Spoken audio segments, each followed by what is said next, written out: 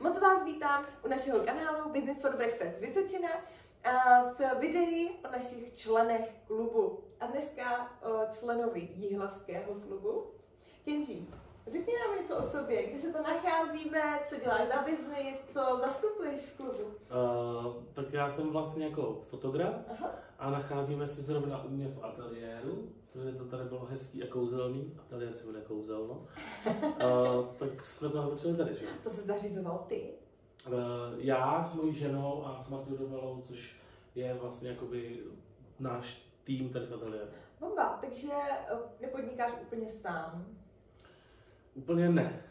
Jak to je? Považuješ se spíš za freelancera nebo Já jsem máte jakoby, firmu? Já jsem jakoby freelancer, žena je taky fotografka, taky freelancer, takže jakoby částečně jako operujeme spolu i bez sebe a tak, takže není to vyloženě jako firma. Teď mě napadá, že vlastně ani nevím, jak je to dlouho, co takhle fungujete, co tady si v Kouzelnu? Ale Kouzelno jsme otevírali v covidu. Aha.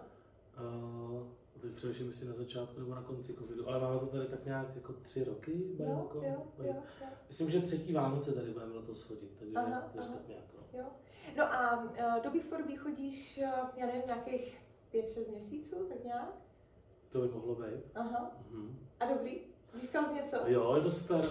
Hlavně jakoby v tom mém oboru je to takový, že když nabíráš ty kontakty, tak to není jakoby úplně jako rychlokšeftářství, nebo jak to říct. Jen to takový, že jako rychle si tě hnedka někdo objedná jako u webových stránek, jako třeba Láďa, že jo, který mu tam utrhali ruce, prostě on tam přišel a řekl, já jsem webař a všichni.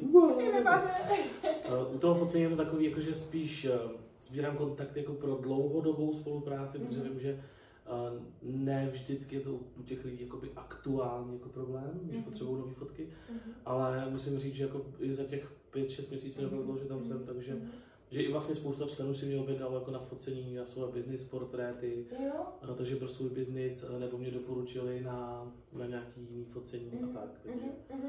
A myslíš, že je to i o tom, jak se tam promovat, protože každý fotograf, že jo, nefotí všechno. Možná, jestli nám ještě povíš, jak to máš jako s těma business fotkama versus svatebním focením, ten záběr je možná široký, ale k čemu slouží klub?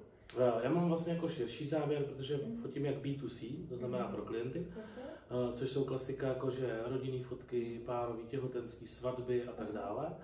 A pak mám i ten segment jakoby B2B focení, že fotím i pro firmy, fotím produktovky, ty business portréty a tak dále. A k tomu mi vlastně jako pomáhá klub. Jo. No a ještě mi pověz, jak je možné, že jsi tam každý 14 dní. No, protože si na to rád udělám čas. Bomba. A bylo to tak od začátku? Jako, viděl jsi to jako jasně, tam musím být?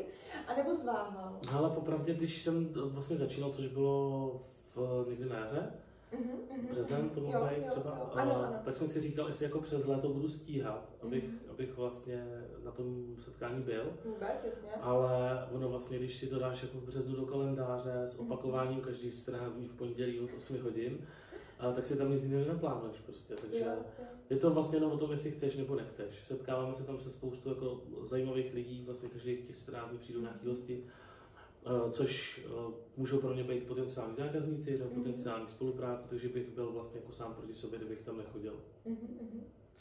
Proč zveš hosty ty? Kromě fajfky. Kromě fajfky, hele, jednak jako věřím tomu, že stejně jako mě to něco přináší, tak i jim by to mohlo něco přinést. A stejně tak i vlastně ostatním členům by to mohlo něco přinést, protože jsme tam taková jako docela dobrá jako parta. Vím, že občas někdo řekne, že ho něco pálí, že by potřeboval třeba grafika na tvorbu vizitek, tak není pro mě nic jednodušší, když si vzpomenu, že mám grafika, tak ho pozvat prostě jako hosta. Rozhodně. A Kenji, já jsem se tak zaposlouchala, že nevím, na co jsem se tě chtěla zeptat. A co tě tam vlastně nejvíc baví? Snídaně od Verči Doškový jsou hrozně fajn, to mě tam baví. Vlastně jsem se dostal do fáze, že už ráno doma nesnídám. Vlastně se těším, až přijedu na snídaní do Gourmandie.cz, kurzy a skvělý snídaně. Já to taky miluju. A ráno si říkám, nejíst nebudu, jedu přece do Gourmandie. Jo, přesně. Ale jinak mě tam baví vlastně to, že, jak už jsem říkal, jsme tam sešli jako docela dobrá parta, takže si máme hodně co říct jakoby k těm našim biznisům. A já tím, že jsem vlastně jakoby freelancer, tak jsem jako dlouho neměl moc to jako s kým konzultovat to jako podnikání. Jasně můžu se ženou, protože ta podniká vlastně v tom stejně, ale furt to není takovej ten, nemá to takový ten nadhled někoho, kdo vlastně v tom oboru vůbec nepodniká, ale může ti se poradit něco jako úplně z jiný strany. Takže... Jasně, a taky jsou tam vlastně jinak veliký, že jo, firmy, jo. Není to vždycky freelancer. Takže to mi přijde jako super, že dostaneš třeba i dobrou radu od někoho, kdo vlastně není v tvém oboru, ale přemýšlí nad tím třeba úplně jinak než ty. Jo. Hele, a dochází k tomu jako nahodile, nebo je poptáváš ty rady? Jestli jako máš seznam a říkáš si tohle, takhle ten měsíc budu řešit prostě. Jo, my samozřejmě, takhle by to bylo ideální. To je hezký. Stanovit si něco jako nějaký plán, jako, co bych chtěl z toho B4Bčka jako získávat. Dost často je to vlastně jako náhodilá věc, že tam spolu diskutujeme u kávy, nebo pauze, o něčem se zmíníš a Pavel ti tam třeba vysmrkne prostě radu historicky, co on ví, prostě co má zažitý. To přijde úplně normální. A ty si řekneš, no jo, ty jo, to je pravda. Jo, to mě ještě nenapadlo. Jasně, super. Jsme na Vysočině. Není to prostě úplně taková jako možná topka v rámci podnikání, možná jako spoustu mladých lidí utíká do velkých měst a já vlastně nevím, jestli jsi někdy i na chvilku utekl, nebo jestli tady jako jsi furt zakořeněnej. Utíkám i několikrát týdně vlastně. Asi záleží na oboru podnikání, protože pro některé jako obory si myslím, že třeba Jihlava může být malá. Že jako daleko víc zakázek třeba seženeš v Praze a tak.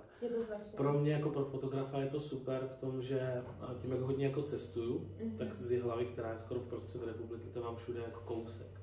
Takže zajet do Prahy kvůli biznisu, zajet do Brna kvůli biznisu není vůbec jako problém, nemám to žádnou štreku. Jo. No a teď mi řekni, kromě toho, že jsme samozřejmě boží, proč nejsi v klubu v Praze? No, protože Jihlava je božejší.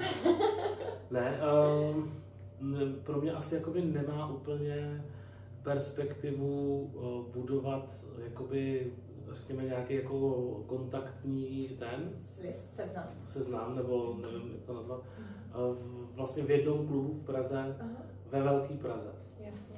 No, že Praha je jako hrozně velká, samozřejmě zakázky mě odsaď chodí taky, ale nemám potřebu tam jako toho vyhledávat víc. Znamená to, že tady jsi díky tomu jedinečný? Že jsem v klubu? No tak to rozhodně. Protože jiný fotograf tam být nemůže. Přesně tak, jo. To jsme neřekli. Máme exkluzivitu, takže jiný fotograf tam nepřijde. Yes. Jo. A je něco, co ti na Vysočině chybí? Moře. To říkala Láďa taky. Něco, co mi na Vysočině chybí, jakoby z toho podnikatelského hlediska. Pravděpodobně.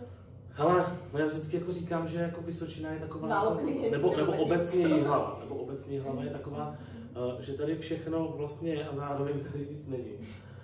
Že jako spoustu věcí tady jako seženeš, ale zároveň jako neseženeš. Je to taky jako začarovaný. Jakože uvítal bych tady třeba mít víc možností, jakoby třeba pořídit věci, které třeba potřebují pro své podnikání, jakože třeba foťáky, ale na to tady vlastně jako nejsou vůbec jako specializované obchody, takže nikdo ti úplně extra jako neporadí, protože když už někde se tady prodávají třeba foťáky, tak ty lidi o tom, to v rámci Elektra, ty lidi o tom moc neví. Takže to musím do Brna, do Prahy, prostě do nějakých specializovaných prodejů. Takže kdyby se líbilo, kdyby prostě jako Jihlava nebo Vysočina byla víc jako taková jako topka v tom, jak ti tady poradí lidi třeba i s nějakou jako technikou. Jo, ale aby jsme se tady nebáli prostě být jako město. Aha. My jsme tady furt taková jako vesnička. Jo, vidíš to, jak jsem takový přistěhovalec a ta náplava, tak mně to tak nepřijde, ale neslyším to poprvé, takže dobře, že to říkáš. Kde tě můžeme sledovat? Můžete mě sledovat na mých webových stránkách www.kenji.cz nebo B2C stránkách www.kenjistudio.cz. Na sociálních sítích jsem tam jako Lukáš Kenji Vrábel nebo Kenji's Shotbook, jakože Kenjiho fotoknížka. Všude vlastně. LinkedIn, Instagram, Twitter, Facebook, TikTok. Tam úspěšně nahrávám. Jo, mám tam jedno video. Já jsem se ještě nepodívala. Před půl rokem jsem ho tam nahrál. Ne. Jo. Ale vůbec si nás neinformoval. A jinak jsem i na Veru, na 500px. Říkal, že jo, ale Veru, jasně. No, to jsou takový sociální sítě jako pro nás jako fotografie, ale jakože z business hlediska to má moc potential. Máš natočený podcast. Takže můžeme si tě poslechnout v rámci podcastu. V rámci podcastu? Jasně, tam se s tou můžeme víc seznámit. A teď mě došlo, že pokud byste Kenjiho chtěli potkat, jen tak nezávisle, nic konkrétního nepotřebujete, ale chcete si s ním pokecat, zjistit jeho zpětnou vazbu, třeba na fotky, které už máte, na vizitku, protože to byla první věc, kterou Kenji projel všem, který jsme byli v klubu, že mi dal zpětnou vazbu na vizitku, což bylo skvělý, tak přijďte na náš klub, protože každý 14 dní tě tam prostě najdou u snídaně. Jo, je to tak. Děkujeme, že jste nás poslouchali, dejte nám nějaký like, srdíčko nebo něco takového, nazdílejte to a rozhodně přijeďte. Dík. Čau.